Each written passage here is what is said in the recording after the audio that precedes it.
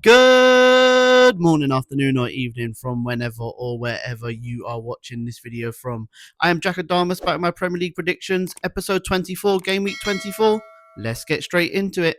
Gonna be a good day, a good vibe, ordering a little Postmates. We start game week 24 with 3 games that kick off at 3 p.m. on Saturday, and we start at the MX where we have Brighton at home to Everton. Brighton are slowly drifting away from the European places in the Premier League as they sit 12th in the table, and if they are to claw themselves back in that race, they do need to start winning as soon as possible, as they do only have 1 win in their last 10 Premier League matches. Everton missed the chance to go 3 points behind 4th place Manchester United on Monday as they drew 1-1 with Leeds, and although that was a little minor blip in their European aspirations, it still leaves them in the top half of the table, and they do only have 1 defeat in their last 6 matches. And Everton did beat Brighton in both games they played in the year of 2025, but I don't believe that Brighton will let that happen this year, as I think they will have to fight hard for this victory, but I reckon they will get it in a 2-1 win. Next we travel to Ellen Road where we have Leeds at home to Arsenal.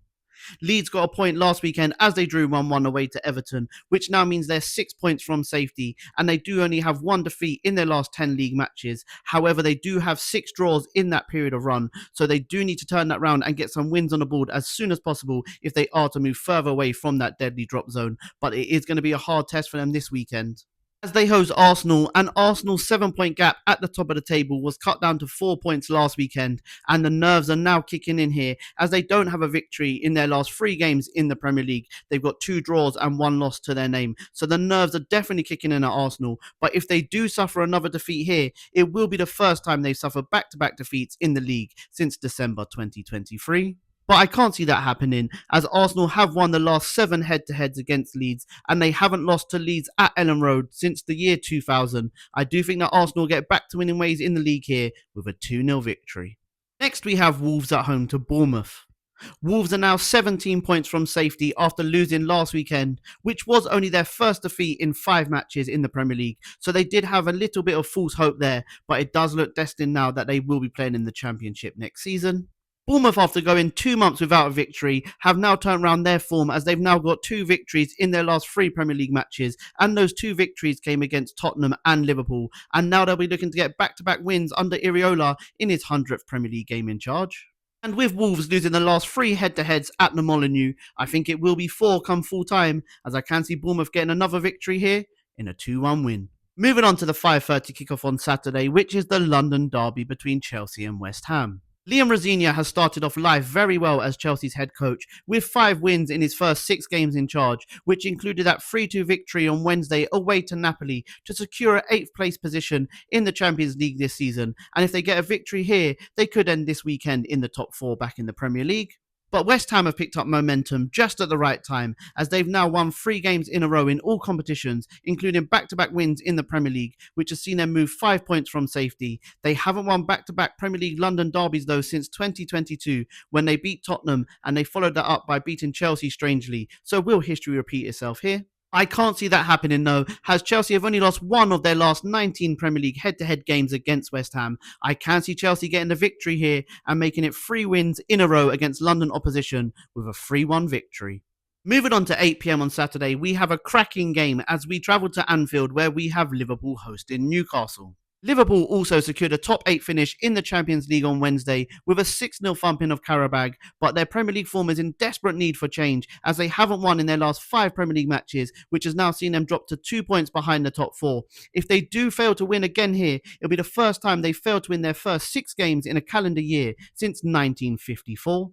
Newcastle were extremely unlucky not to finish in the top 8 of the Champions League as they drew 1-1 away to PSG on Wednesday, and they had a few chances to win that game. So they will come into this game on high spirits, but the only matter is, has that game against PSG taken it all out of them? Only time will tell.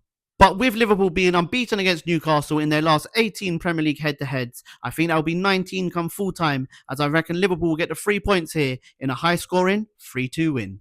We now move on to Sunday, where we have 3 games kicking off at 2 p.m, and we start with Aston Villa at home to Brentford. Villa secured a top 2 finish in the Europa League yesterday as they came from 2-0 down to beat Salzburg 3-2, and they'll now be looking to continue that form into the Premier League, where if they do win here and results go their way, they will find themselves only 1 point behind Arsenal at the top of the table. They have brought in some squad boosters as well, and they have brought in some familiar faces as Tammy Abraham and Douglas Luiz have rejoined the club. Brentford were on a good run of form, but now after losing back-to-back games in the Premier League, they now drop down to 8th in the table. In those 2 defeats, they didn't score a goal either. If they do suffer a defeat here and not score, it'll be the first time since 2012 that has happened. Brentford have already beaten Villa twice this season, once in the league and once in the cup. They will now be looking to make it back-to-back defeats at home for Villa for the first time since February 2024. I don't think that will be the case though, as I do reckon Villa will get the victory here in a 2-0 win. Next up, we have Manchester United at home to Fulham.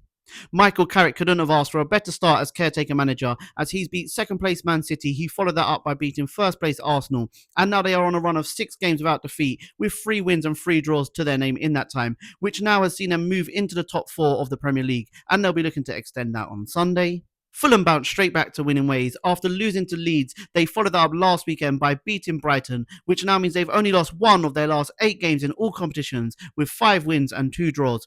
And now if they get a win here, which is more achievable than people think, they will be only 1 point behind Manchester United in the table. United, though, they have only lost 1 in their last 20 Premier League head-to-heads against Fulham, with 15 wins. But I do believe this will end in a draw, as I believe that will be typical Man United to go and draw this game 1-1, which is the same score as it was in the reverse fixture. And the last 2 p.m. kickoff sees Nottingham Forest at home to Crystal Palace. Arch rivals play each other here, as Nottingham Forest did take Crystal Palace's Europa League spot, and now they're rubbing salt in the wound as they are trying to take their main striker in Jean-Philippe Mateta. And after they got a victory last weekend, they do only find themselves 3 points behind Crystal Palace in the league table. Palace are in real danger of being involved in a relegation scrap, as if they do lose this weekend, they will find themselves just 5 points above the drop zone, and they haven't got any wins in their last 11 league matches, so things aren't looking like they're going to turn around anytime soon. And with Palace failing to win in any of their last 11 Premier League head-to-heads against Nottingham Forest, I think that will be 12 come full time, as I reckon Nottingham Forest will win here in a 2-1 victory.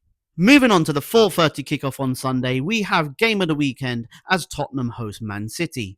Spurs did finish in the top 8 of the Champions League, but that is really clouding over Thomas Frank's league form, where they find themselves just 8 points above the drop zone, and with no win in their last 5 matches, with 3 draws and 2 losses to their name. Things aren't looking very optimistic for them, especially as they have got the second worst Premier League home record as well.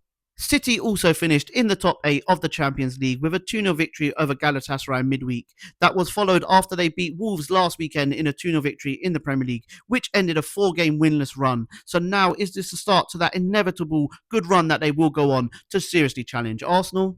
Although Spurs have been getting the better of City of late, in the last 9 Premier League head-to-heads at home, Spurs have won 6 and lost 3. But I do believe that City will win here. I think it'll be a 3rd consecutive game where they get the victory by a 2-0 scoreline.